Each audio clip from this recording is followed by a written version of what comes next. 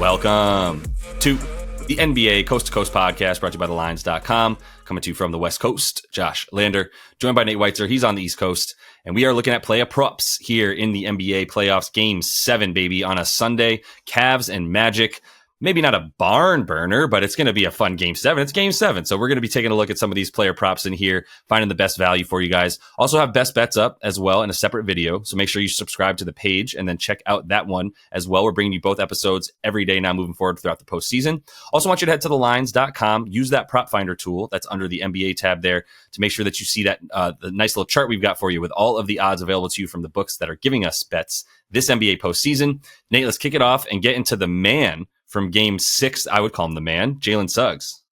Yeah, I mean, don't call me a regression chaser here, but over 12.5 points for Jalen Suggs. I mean, he's just a gamer, as evidenced from his NCAA tournament run with Gonzaga. And look, 6 for 13 from three. Some of those were very lucky. Some of those were by design for the Cavs in terms of just like being like, we're okay with him shooting threes. We have to worry about Paolo and Franz.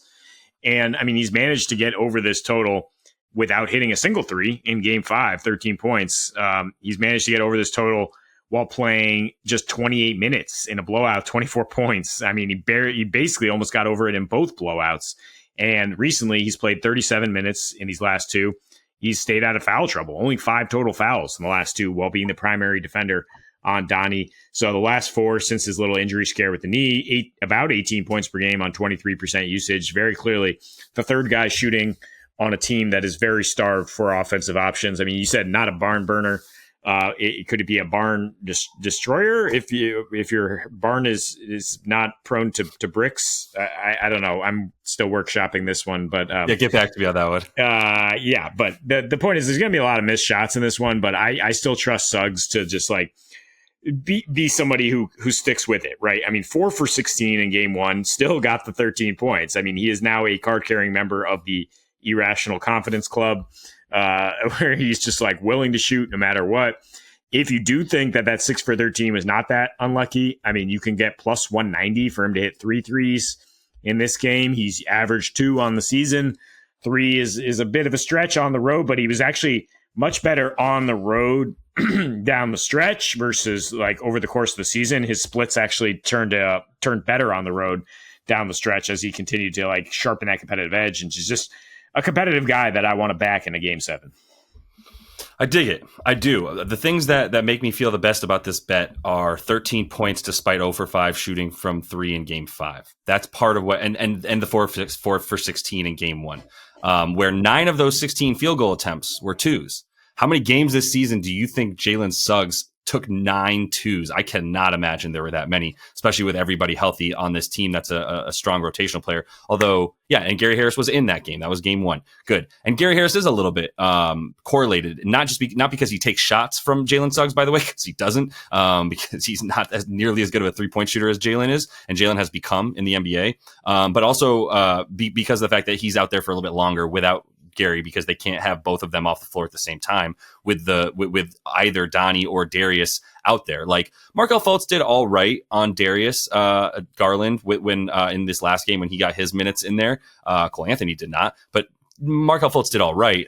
It's just, yeah, you can't have just Markelle can't be your best wing defender or point, guard defender on the floor. So we're going to be seeing plenty of Jalen Suggs. I was on both the bets that you put down for today. So I'm glad we're vibing on both of those.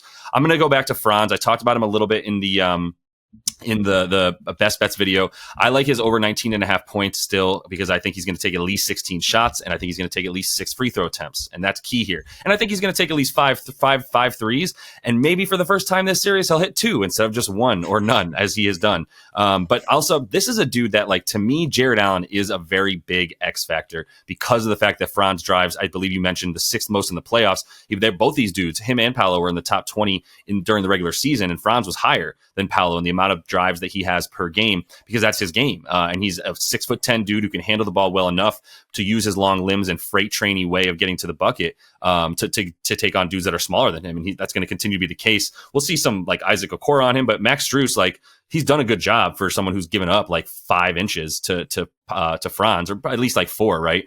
So that's like kudos to him, but that's still just a mismatch that you want to keep going to for Franz. So if you put him at least 16 field goal attempts, once again, because his usage rate was at about 23%, and that's been the amount of field goals he's been taking in this series.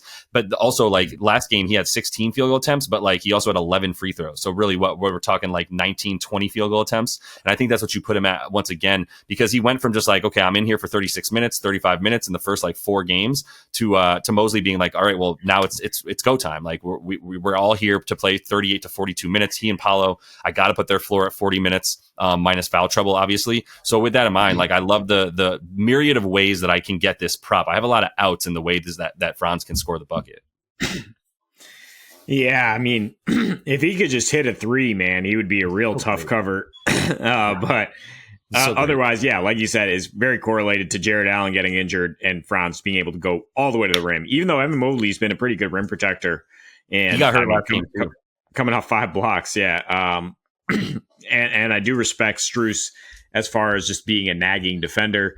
But yeah, 11 free throw attempts last game is something you can rely on, even if his and that should like help him get his jump shot online if he's going to the free throw line that often. But yeah, I mean, I guess I sniped Max Strus from you. You wanted this one. It's over 5. It's his core line is 4.5 rebounds. I'm saying over 5.5 for plus 125. And I'm fine with over 2.5 threes at plus 175. Let's say a quarter unit on that. I mean, another guy who I just like want to back in a game 7 situation, who just like seems to thrive in playoff pressure.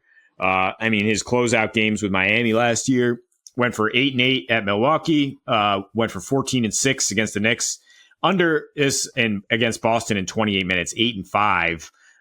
As Spo went with Duncan Robinson a little more than him, but I mean, he's played huge minutes, 40 minutes per game, basically shadowing Franz or mirroring Franz's minutes in these last 2 here.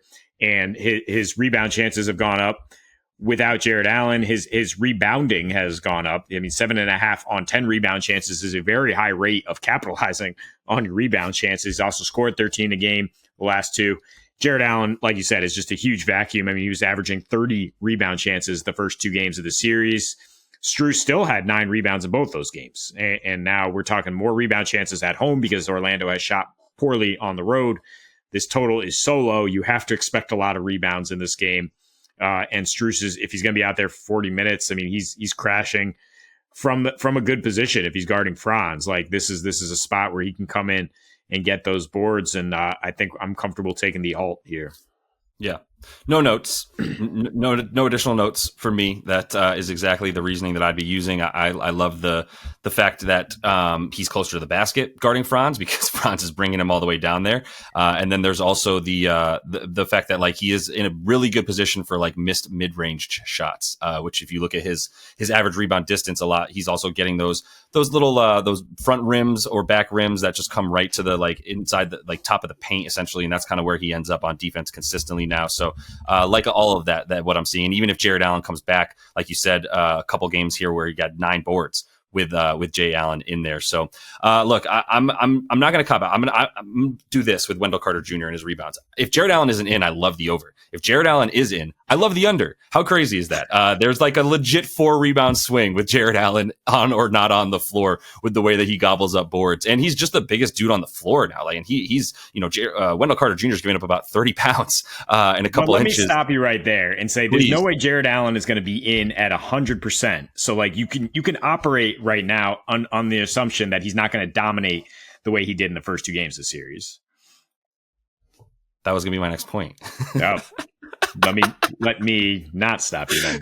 No, it's perfect because I'm just like the passion with which you brought that too was spot on because I feel the exact same way, and I didn't make that clear to you in the shared notes that we go through together. But like that is where I'm at. If Jared Allen plays, I do like. I still like. I like an under for the rebounds here because you still get pretty good money for Wendell Carter Jr. The under, but I think the over is still going to be probably safe with Jared Allen Not, I mean, dude, he could be like, apparently it hurt to have his arms at shoulder level, so I will make that clear. And the graphic will definitely be reading over is the preferred play here for the rebounds for Wendell Carter Jr.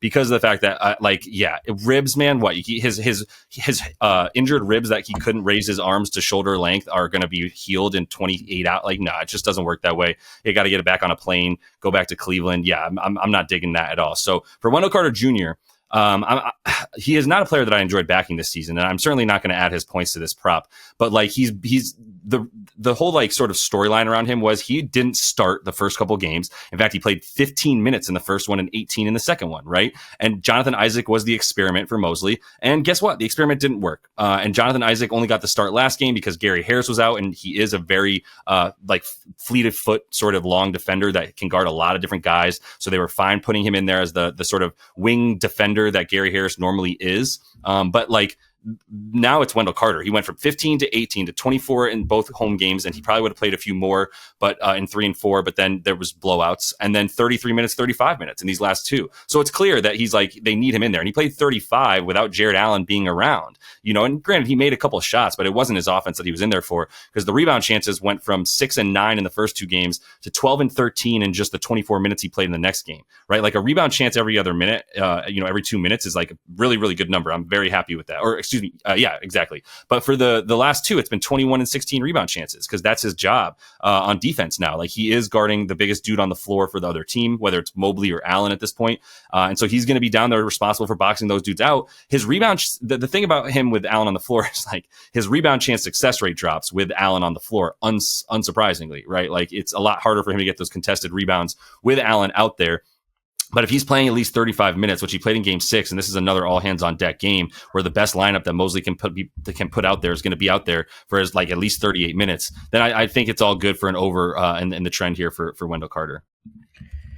Yeah, and I mean, Jonathan Isaac coming off a 0-point game, right, where he played 3 minutes in the fourth quarter. So, I mean, as the Orlando goes plus 12 in that quarter. So I think Mosley understanding, I need more floor spacing out there. I probably need to go with Wendell Carter, whatever I feel about his defense there. So I think his minutes are safe. And as long as the minutes are there, even if Jared Allen's out there, he needs to be better than he was in the first two games. And that needs to be a point of emphasis. You need to be better, and you're playing a guy who's not 100%. So I like the over either way. I think even if you see Jared Allen active, you shouldn't be scared off this relatively low number. Yeah, 100%. And Jared Allen with a bruised rib, man, cannot stress that enough. It is a very important part of your body for things like breathing and putting your arms above your head. So that's all the time we got for you in Play Up Props, though. Continue to follow along. We are going to be coming back to you each and every day now during the playoffs. Got the best bets up in a separate episode, as always. So till we see you next, happy betting.